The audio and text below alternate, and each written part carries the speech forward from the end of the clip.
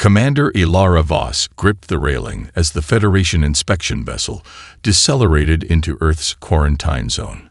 The blue-green planet hung suspended against the void, peaceful and oblivious to the galactic horrors that necessitated its isolation.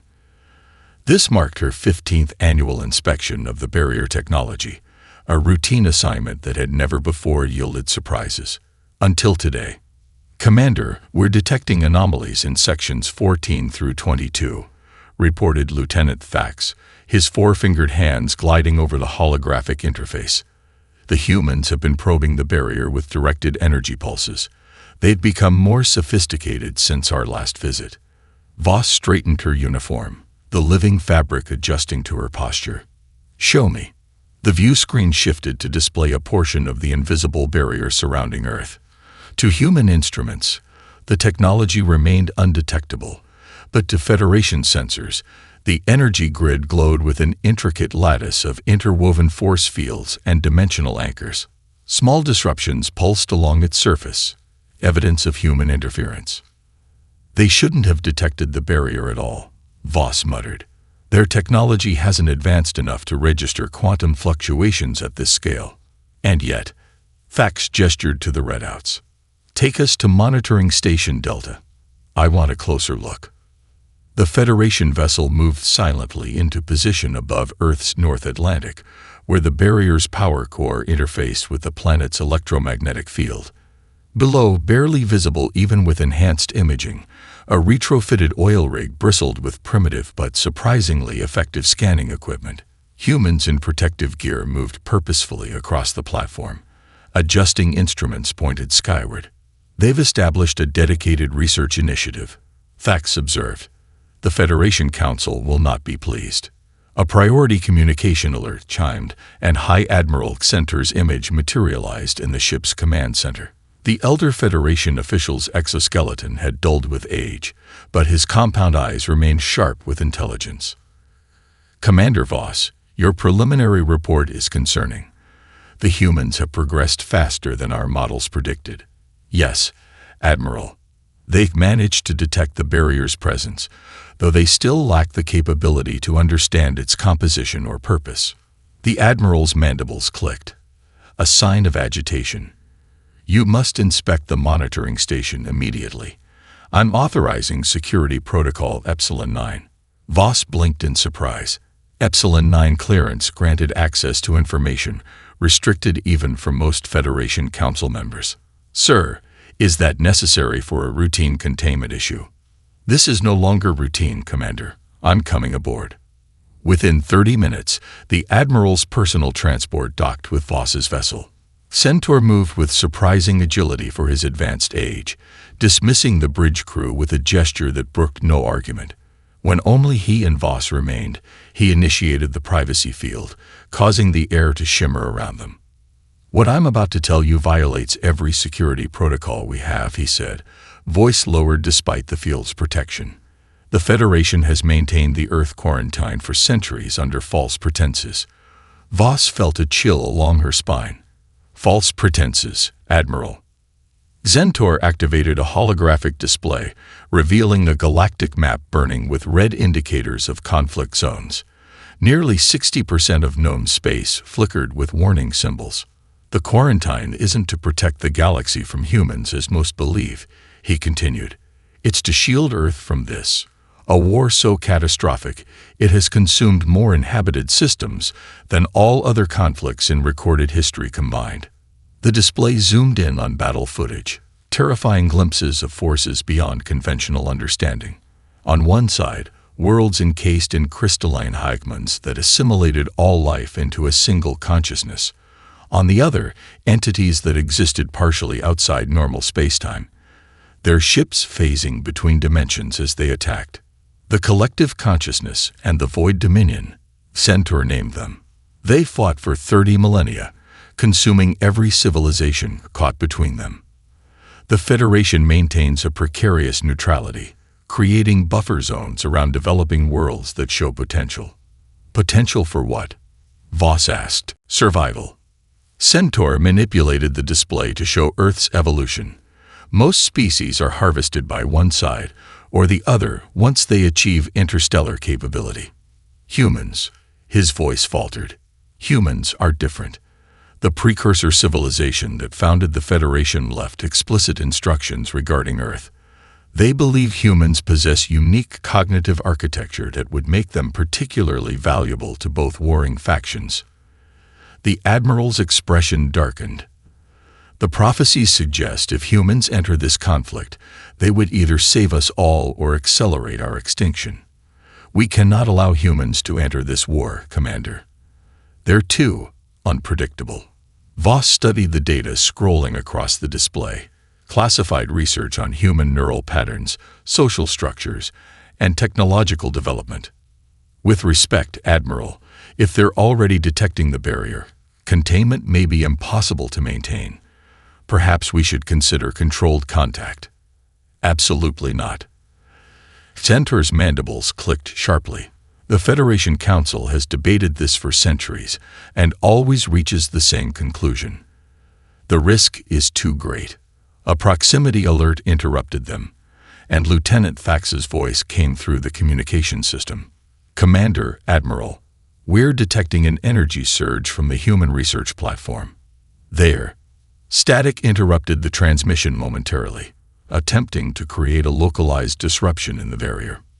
Voss and Centaur exchanged alarmed glances as the ship's sensors registered a microscopic breach in the quarantine field, the first in over 300 years of containment.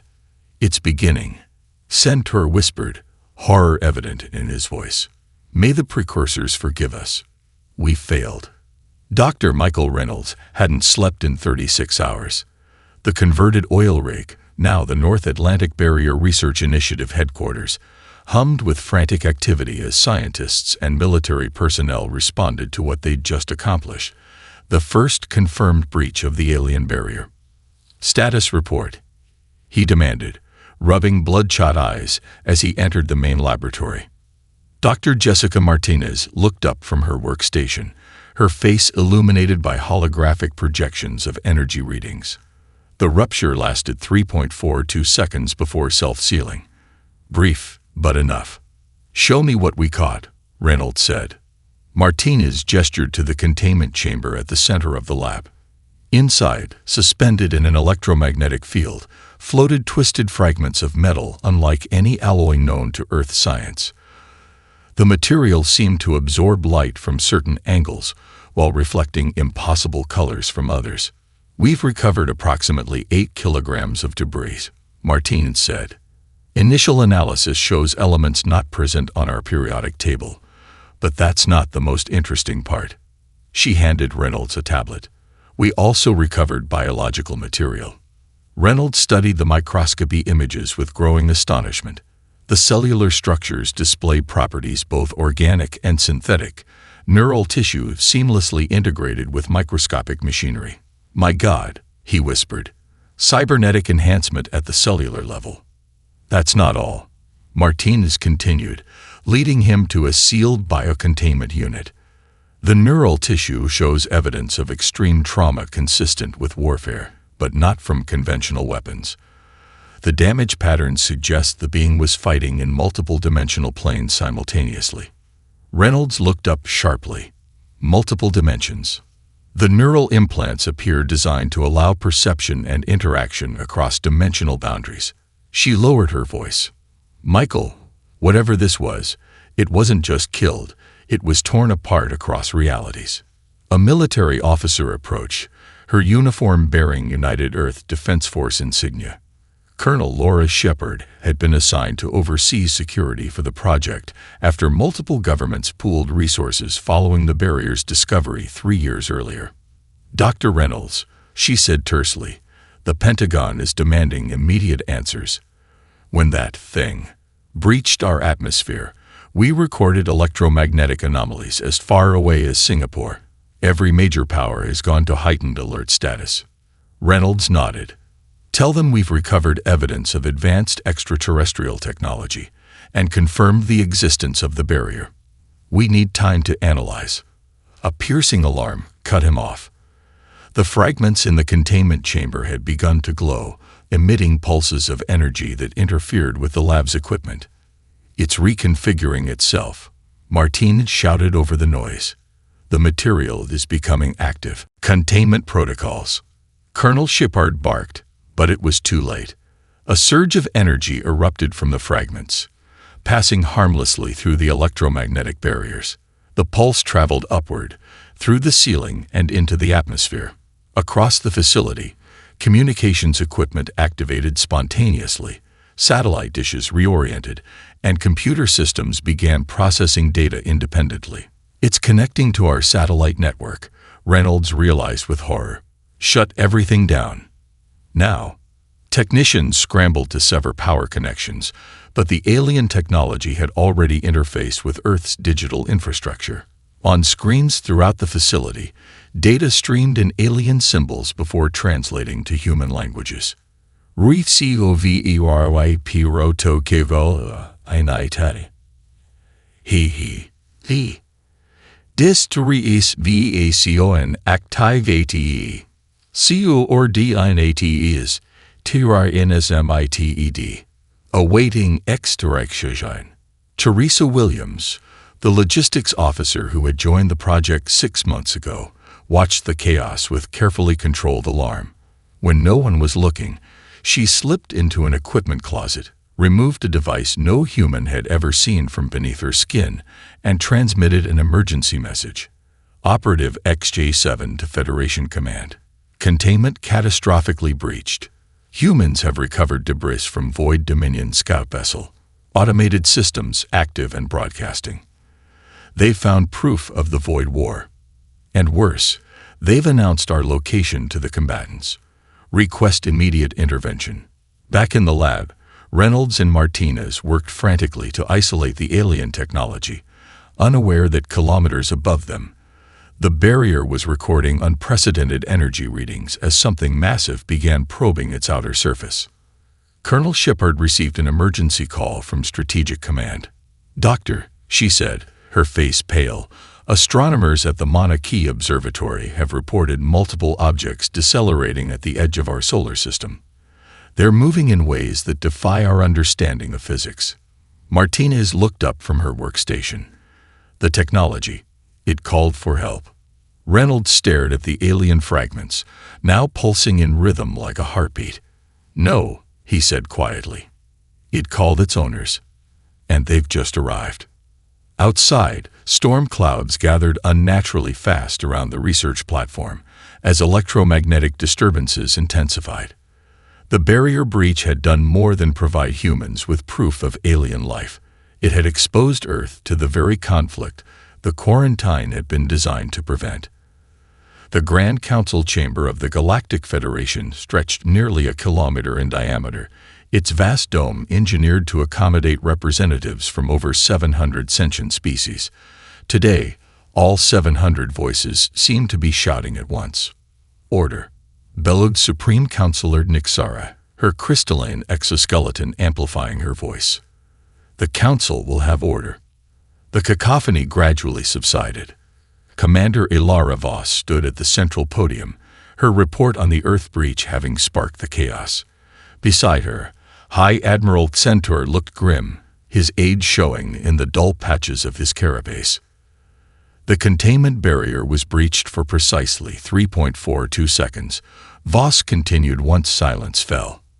In that time, humans recovered fragments of a Void Dominion scout vessel. The integrated neural technology activated and transmitted Earth's coordinates to both warring factions. Counselor Drex of the Vrax hegemony slammed his armored appendage against the force-shielded platform. "This is exactly what we warned about for centuries. Earth should have been sterilized the moment they developed nuclear capabilities." Murmurs of agreement rippled through the militaristic factions, while the diplomatic contingents bristled. Ambassador Mailer of the Aelori Conclave rose on her 4 slender legs. "The Vrax proposal violates every principle of sentient rights our Federation was founded upon. These humans deserve the chance to evacuate before the war reaches them." "Evacuate to where?" Drex sneered. "No system would accept a species with their dangerous cognitive architecture." "Perhaps," interjected Chief Scientist Lauren Kex, We should consider why both the collective consciousness and void dominion would divert significant resources toward a pre-interstellar civilization. Our analysis of human neural patterns suggests. Your analysis is precisely why containment was the only viable option, interrupted Security Director Vol. Their cognitive flexibility makes them too unpredictable. The precursor prophecies were clear. The prophecies are 3 millennia old and subject to interpretation, countered Ambassador Mailer. As the debate intensified, Voss noticed High Admiral Centaur receive a private communication. The Admiral's compound eyes widened, and the color drained from his exoskeleton, a physiological reaction Voss had never witnessed in her superior. Centaur activated the emergency override, silencing all speakers and focusing attention on the central podium. The chamber fell deathly quiet. "It's too late for debate," he announced, voice uncharacteristically strained. Long-range sensors have confirmed both collective consciousness and void dominion fleets have altered course. They're converging on Sol system. The collective has deployed a momentum-class mothership. The void forces include at least 3-dimensional rifters. Gasps and murmurs swept through the chamber. Those classifications represented the most powerful warships each faction could field, planet killers rarely deployed in the same theater. They're sending their strongest forces for a pre-interstellar species. Counselor Drex asked incredulously. This confirms our worst fears. Something about human cognition must be uniquely valuable to both sides. We have approximately 14 solar days before the first vessels reach Earth's quarantine zone. Centaur continued. I propose immediate implementation of Protocol Omega, neutralization of the threat through targeted stellar manipulation. The word hung in the air. Protocol Omega would trigger Sol's premature nova, eliminating Earth and its surrounding planets. Billions of lives extinguished to prevent either warring faction from capturing humans. Voss felt cold dread settle in her core. The Admiral's proposal would be monstrous under any circumstances, but something else bothered her. A detail from her recent studies of the precursor archives. High Admiral, she said, her voice cutting through the shocked silence. With respect, I believe we fundamentally misunderstood the precursor directive regarding Earth. All eyes turned to her. Challenging a High Admiral publicly bordered on insubordination. Explain yourself, Commander, Centaur said coolly. Voss activated her data terminal, projecting the ancient text for all to see. The precursor warning states, the species with chaos in their minds and evolution in their blood will bring an end to the eternal conflict. For millennia, we've interpreted this as meaning humans would escalate the war to apocalyptic levels. She highlighted specific etymological markers in the text. But this precursor glyph has dual meaning. It can signify both destruction and conclusion. What if the prophecy isn't a warning, but a prediction? What if humans aren't the species we should fear, but the one we've been waiting for? Murmurs rippled through the chamber as Federation scholars quickly reviewed her analysis. You're suggesting, Centaur said slowly, that humans might end the war rather than escalate it. Based on what evidence? Based on what I witnessed during the barrier breach, Voss replied. The humans didn't respond with fear or aggression when they discovered alien technology. Their first instinct was to understand it. Their neural architecture allows them to conceptualize both the collective's hive-mind logic and the void's dimensional thinking, perspectives that have been incompatible for 30 millennia. Security Director Vol scoffed. A primitive species ending a war that has consumed countless advanced civilizations. Preposterous. Perhaps that's precisely why they could succeed where we failed, Voss countered. Their very primitiveness forces them to think differently, to find creative solutions rather than relying on technological superiority. Before the debate could continue, emergency alarms blared throughout the chamber. A Federation scout ship had been destroyed at the edge of Sol system. The war for Earth had already begun. Dr. Michael Reynolds stared through reinforced glass as military personnel established a perimeter around the North Atlantic research platform. In the 3 days since the alien technology had activated, the world had descended into barely controlled chaos. Global markets had crashed within hours of the government's forced acknowledgement that anomalous objects had been detected approaching the solar system. "The President is addressing the United Nations in an hour," Colonel Shepard said, entering the observation room. Dark circles beneath her eyes betrayed her exhaustion. "Joint Chiefs are recommending we go to Defs 2. Military posturing won't help against technology this advanced," Reynolds replied, gesturing toward the alien fragments now secured in a lead-line vault. "The energy emissions we recorded suggest weapons capabilities beyond our comprehension." "Then what do you suggest, Doctor?" "Surrender." Reynolds turned to face her. "Communication. The fragments were sending a message before we contained them. If we could reactivate them under controlled conditions." A blinding flash of light from the platform's helipad interrupted him. Reynolds and Shepard rushed to the window as security alarms blared throughout the facility. Where empty deck had been moments before, a sleek vessel now rested, its surface shimmering with an opalescent finish that seemed to bend light around its contours. It had appeared without sound, without disturbing the air, as if it had simply phased into existence. "My God," whispered Reynolds. Armed personnel surrounded the craft, weapons trained on its seamless hull. For several tense moments, nothing happened. Then, a section of the vessel's surface rippled like liquid, and a single figure emerged. The alien stood slightly taller than an average human, with translucent skin that revealed complex circulatory and neural systems beneath. Its four-fingered hands were raised in what Reynolds hoped was a universal gesture of peace. "This is Commander Ilara Voss of the Galactic Federation," a voice announced in perfect English, seemingly projected directly into the minds of everyone present. "I violated every protocol my civilization holds sacred by coming here, but your world faces imminent danger."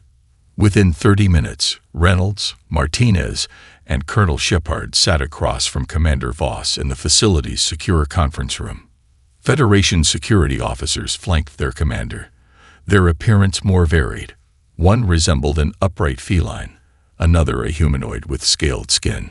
"I'll be direct," Voss said. "For 30,000 years, two incomprehensible forces have waged a war that has consumed countless civilizations. The collective consciousness assimilates entire species into its hive mind. The void dominion exists partially in dimensional planes humans cannot perceive." Holographic displays materialized above the table, showing devastation on a scale that made Earth's most destructive conflicts seem like minor skirmishes. Entire star systems reduced to debris fields. Planets cracked open like eggs. "The Federation has maintained the quarantine around Earth not out of fear of you," Voss continued as military helicopters circled the platform outside, "but because something about human neural architecture is uniquely valuable to both sides of this conflict." "You've been protecting us," Martin said slowly. "Yes, but the protection has failed. When your experiments breached the barrier, the Void Dominion scout ship you inadvertently captured transmitted Earth's location before we could contain the signal." Reynolds leaned forward. "What exactly makes humans so valuable to these factions?" Voss hesitated, exchanging glances with her security team. "Partial disclosure only, Commander," the feline officer cautioned. Voss nodded. "Human brains process information differently than any species we've encountered. Most sentient life evolves toward either logical sequential cognition or intuitive dimensional thinking.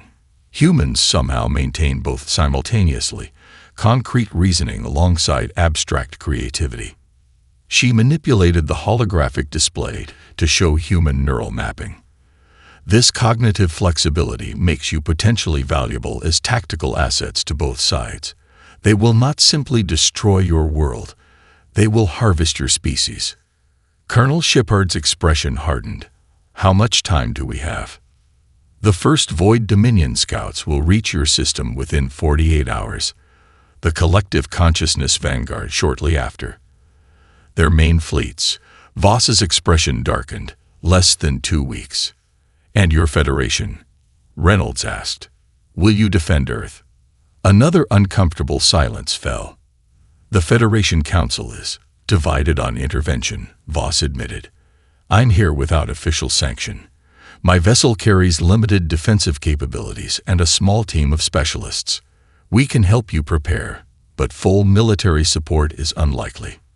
You're telling us we're facing two advanced alien armadas with only Earth's primitive defenses, Colonel Shepard said incredulously. Not entirely primitive, Voss replied, producing a small device that projected schematics of the quarantine barrier. This technology has kept your world hidden for centuries. With modifications, it might be repurposed as a defensive system. Reynolds studied the complex equations scrolling alongside the schematics. The science was beyond Earth's current understanding, yet tantalizingly close to theoretical models his team had been developing. This could work, he said, excitement building despite the dire circumstances. If we integrate these principles with our existing satellite network. He turned to Martinez. Jessica, what if we adapted the resonance technology from Project Dauntless? Martinez's eyes widened. Theoretically possible, but we'd need to recalibrate the entire global communications infrastructure. As the scientists fell into rapid technical discussion, Voss observed with growing interest. The humans were already adapting Federation concepts, approaching them from angles her species would never have considered. Perhaps, she thought, there was truth to the alternative interpretation of the prophecy after all. The warning came at 3:47 hours, a burst of distorted energy signatures detected at the edge of lunar orbit. Within minutes, the skies above the North Atlantic research platform darkened unnaturally, as reality itself seemed to warp and twist. Void Dominion scout vessel, Commander Voss announced, studying the readings on her portable scanner. Phase shifting into our dimension. Colonel Shepard barked orders into her comm unit, mobilizing the platform's meager defenses. The Federation security team deployed around the main laboratory, their advanced weapons humming with charged energy. Your weapons won't be effective, Voss cautioned. Standard Federation protocols can only force void entities into partial materialization. Without full physical manifestation, they'll remain largely immune to conventional attacks. Dr. Reynolds watched the unfolding preparations with growing concern. You're saying they can just phase through our defenses? Essentially, yes. Even Federation technology struggles against their dimensional shifting capabilities. The sky above the platform split open like a wound. Through the tear emerged a vessel unlike anything humans had imagined. Its geometry seemed wrong somehow, angles connecting in ways that shouldn't be possible. The ship's surface rippled with colors outside the normal spectrum, causing nausea in those who looked directly at it. Federation officers opened fire immediately, their energy weapons creating a containment grid designed to force the scout ship into normal space. The void vessel shimmered, partially materializing before shifting back, the Federation beams passing harmlessly through its hull. It's not working, Voss said, frustration evident in her voice. They've adapted to our containment protocols since our last engagement. Dr. Martinez burst into the command center, clutching a tablet displaying complex equations. Michael, I think I have something. Reynolds joined her at the console as she rapidly explained her theory. The barrier technology we've been studying uses quantum resonance to prevent objects from transitioning between dimensional states. If we reconfigure our barrier probes to generate feedback loops, we could force the vessel to fully materialize in normal space. Reynolds finished, excitement building despite the chaos around them. By creating an inverse wave function that amplifies rather than dampens dimensional transitions. Exactly. Martinez turned to one of the technicians. Redirect power from the main generators to the barrier projectors. We need to modify the frequency to match these parameters. Colonel Shepard approached, ducking as another barrage of energy fire lit up the sky. Whatever you're planning, do it fast. That thing is scanning our base, looking for the void ship fragments we recovered.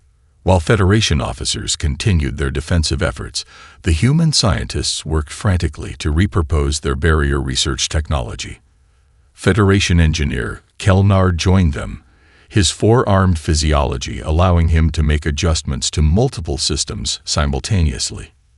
This shouldn't work, he muttered, observing their modifications. "You're creating a dimensional cascade effect that would destabilize the entire—" "That's the point," Martinez interrupted. "We're not trying to stabilize it. We're forcing complete dimensional collapse into our reality." Reynolds nodded. "Instead of preventing phase shifting, we're accelerating it to its conclusion." Kelnar's compound eyes widened. "But that would—" He paused, recalculating. "Actually, that might work. It's completely counter to Federation dimensional manipulation theory, but the principles are sound."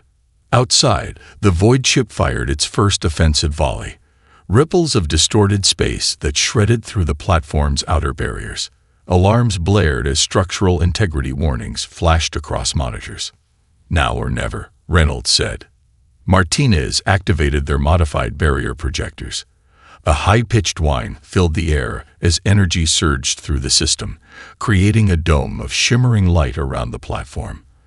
Where this field intersected with the void ship, reality seemed to buckle and strain. For a moment, nothing happened.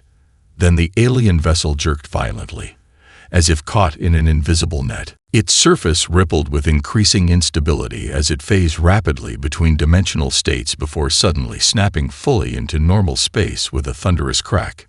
"It worked," Martinez exclaimed. "We've forced complete materialization."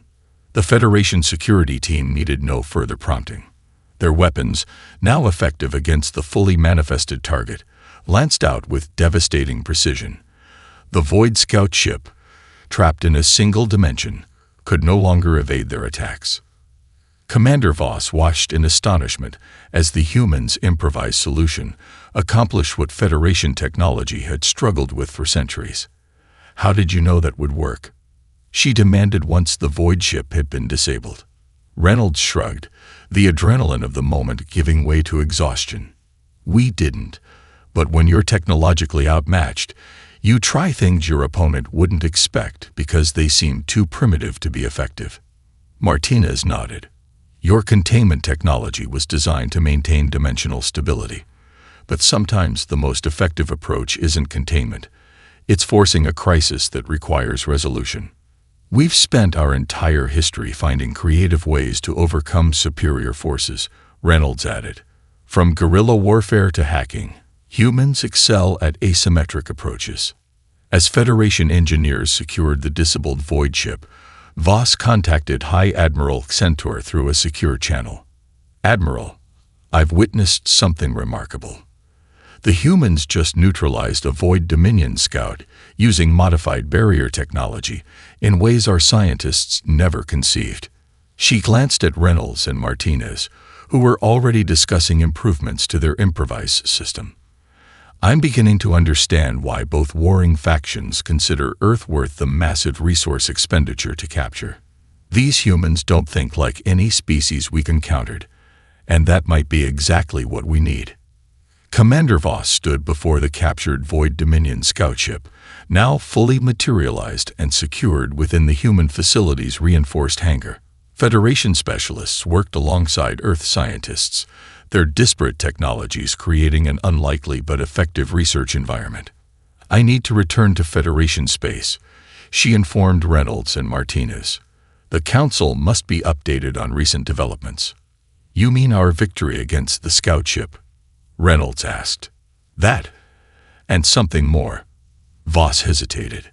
"There are classified records I need to access, documents regarding Earth's quarantine that even I don't have full clearance to view." Martinez frowned. "You've been enforcing a quarantine without knowing its complete purpose." "The Federation operates on need-to-know protocols," Voss replied. "But after what I witnessed here," she glanced at the disabled alien craft, "I believe I need to know everything." After Voss departed in her vessel, promising to return within 36 hours, Reynolds and Martinez focused on analyzing the recovered void technology. The research facility had transformed into an international command center, with scientists and military personnel from a dozen nations working in unprecedented cooperation. "These neural interfaces are extraordinary," Martinez said, examining components from the void ship's control systems. They're designed to allow the pilot to perceive and interact with multiple dimensional planes simultaneously. Reynolds nodded, studying the alien materials under a molecular scanner. The quantum structure shifts in response to thought patterns.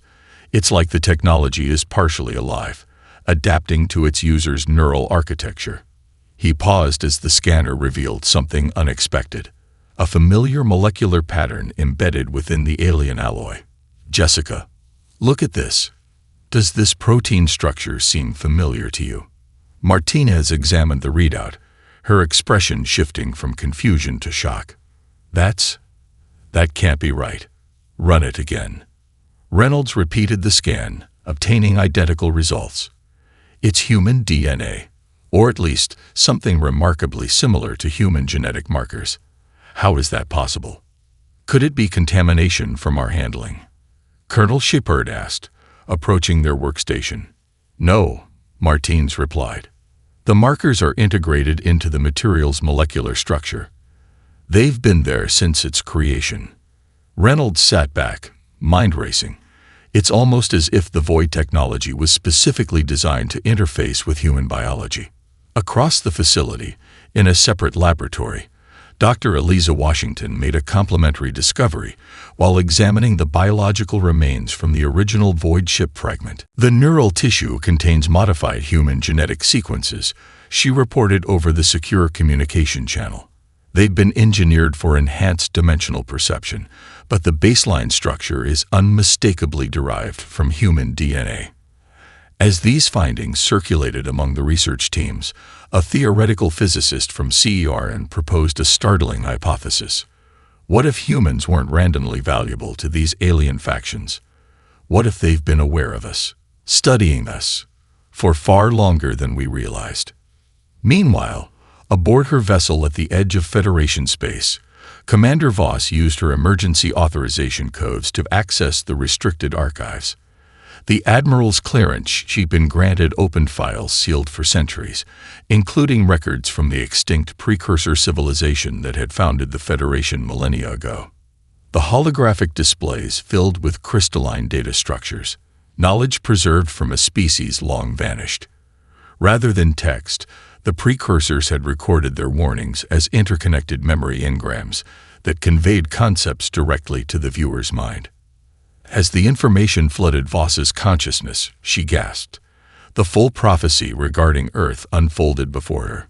The species with chaos in their minds and evolution in their blood carries the seed of both salvation and destruction. They think in patterns neither the Void nor the Collective can comprehend. We have visited their world in cycles, guiding their neural development while preserving their cognitive diversity. When the Eternal War reaches its 1000th millennium, they alone will possess the perspective to end what cannot be won. Shield them until they are ready.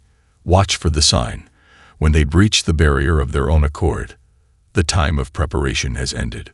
Accompanying the prophecy were records of precursor vessels visiting a primitive Earth, collecting genetic samples from early hominids, introducing subtle mutations that enhanced brain development while maintaining humanity's unique cognitive architecture. The truth struck Voss with stunning clarity. The precursors hadn't quarantined Earth out of fear. They had protected it, cultivating humanity's distinctive neural patterns as a safeguard against the war they foresaw but couldn't prevent. The Federation had misunderstood its founders' intentions for millennia. A separate file contained temporal markers indicating when the prophecy would reach fulfillment. Voss checked the calculations twice, her heart's racing as the significance became clear. "By the ancestors," she whispered. "It's happening now." Back on Earth, Reynolds had fallen asleep at his workstation after 40 hours without rest. In his dreams, he found himself interfacing with the recovered Void technology, his consciousness expanding beyond normal perception. Suddenly, he wasn't in the laboratory anymore. He stood on ancient Earth, watching as vessels of impossible design descended from the stars. Humanoid figures with crystalline features collected samples from primitive humans, their thoughts somehow comprehensible to Reynolds despite spanning concepts his waking mind couldn't grasp. "We seed the potential that will one day save all," they communicated. When the void and collective reach equilibrium of destruction, only those who can think in both patterns simultaneously will find the third path. Reynolds jerked awake, the vivid dream still resonating in his mind. He looked down at the void technology fragment he'd been studying, now glowing with soft blue light in response to his proximity. "They've been here before," he whispered. "They knew us. They've been preparing us all along." Earth's atmosphere churned with electromagnetic anomalies as the collective consciousness mothership materialized at the edge of the solar system. Satellite communications faltered worldwide. Power grids across multiple continents experienced cascading failures. From observatories in Chile to radio telescopes in China, astronomers tracked the approaching vessel with mounting horror.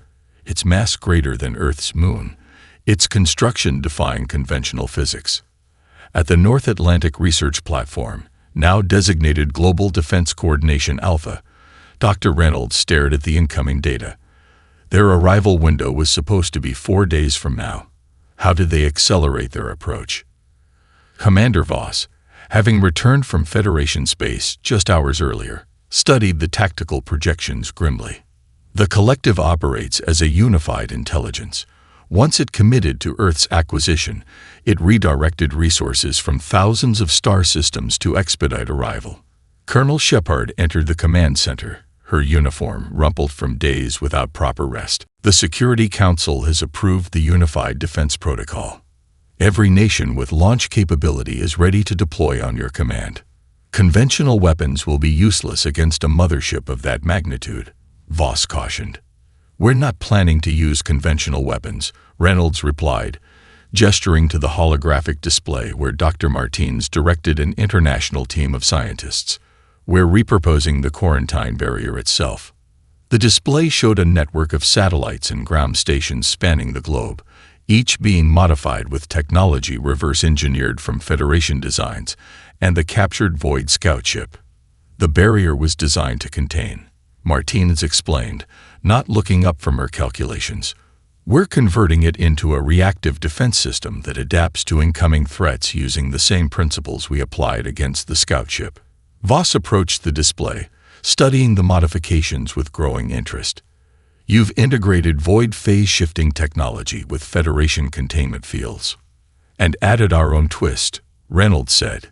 "Human electronic warfare concepts, adaptive algorithms that continually modify defense patterns to prevent the enemy from establishing effective countermeasures. You created this in 7 days?" Voss asked incredulously. "Global cooperation eliminates bureaucratic obstacles," Martins replied with a tired smile. "When extinction is the alternative, international scientific collaboration becomes remarkably efficient." In Federation space, the Emergency Council session had reached its decision. High Admiral Xentor addressed the assembled representatives with solemn authority. "The collective consciousness mothership will reach Earth within 24 hours. Void Dominion forces are converging from multiple vectors. Our containment strategy has failed completely." The Admiral's mandibles clicked in distress. "Therefore, the Council has authorized implementation of Protocol Omega-9. A specialized task force will evacuate a representative sample of humans for study and preservation. Immediately following extraction, stellar manipulation devices will be deployed to render Sol temporarily radioactive, preventing either warring faction from accessing the remaining human population." Security Director Vol nodded approvingly. "The collective and void forces will withdraw once the prize is irradiated. Earth itself will remain intact, but uninhabitable for approximately 3 centuries, sufficient time to establish controlled human populations in secure Federation facilities."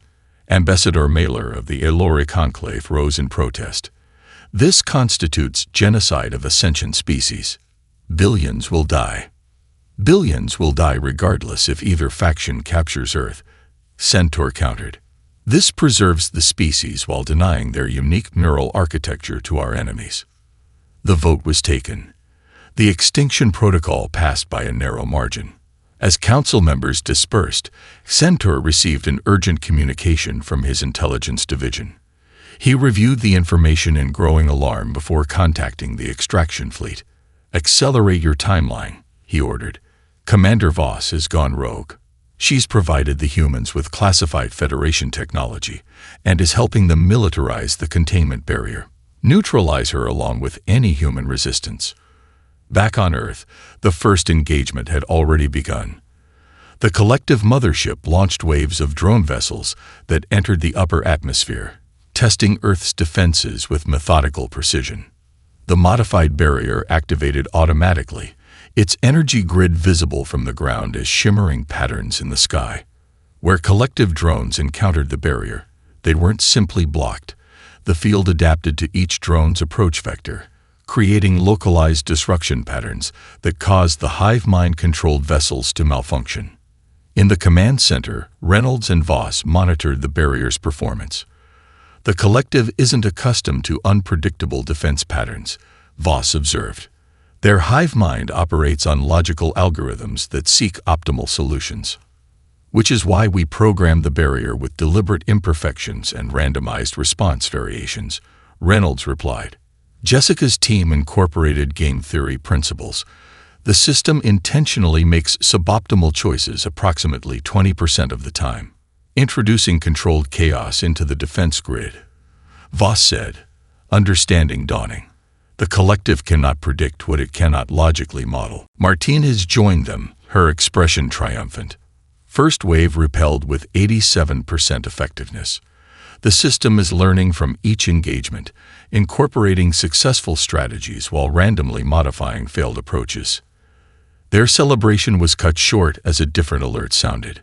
Federation ships had entered Earth's orbit, not the expected reinforcements, but a heavily armed extraction fleet. What is this? Reynolds demanded, turning to Voss. The commander's expression hardened as she received the coded transmission meant for Federation ears only.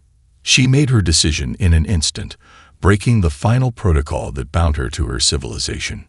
The Federation Council has voted to evacuate a sample of humans and irradiate your solar system, she announced, her voice steady despite her treason.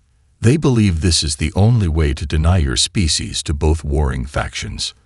Instead of the panic she expected, Reynolds and Martinez exchanged determined glances. Then we fight on two fronts, Colonel Shepard said simply, already modifying the defense grid targeting parameters. Human history is filled with examples of prevailing against impossible odds. And we've just proven our defense strategy works, Martinez added. If we can hold off the collective, we can hold off the Federation. For the first time in her long career, Commander Voss found herself standing against her own civilization, aligned instead with a species whose potential even the precursors might have underestimated. The skies above Earth became a theater of cosmic war. The collective consciousness mothership loomed like a second moon, its vast crystalline structure refracting sunlight into prismatic patterns. Void Dominion rifters phased in and out of normal space, their impossible geometries causing reality itself to warp around them. Between these titans, Federation extraction vessels maintained formation, their weapons targeting both alien armadas and the planet below. In the command center of Global Defense Coordination Alpha, Dr. Reynolds watched the Federation ultimatum replay on the main screen. Surrender representative human specimens, or face solar irradiation. We have 18 hours before their stellar manipulators activate, Commander Voss informed them, now fully committed to Earth's defense. High Admiral Xenter won't risk delaying any longer, knowing both warring factions are converging here. Colonel Shepard reviewed the tactical situation grimly. Our modified barrier is holding against the collective drones, but we can't withstand a full assault from all three forces simultaneously.